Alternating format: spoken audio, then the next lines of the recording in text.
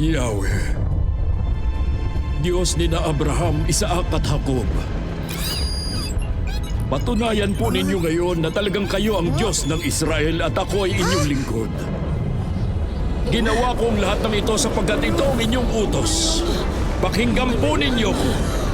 Pakinggan po ninyo akong tugunin upang malaman ng bayang ito na kayo lang ang Diyos at nais ninyo silang magbalik loob.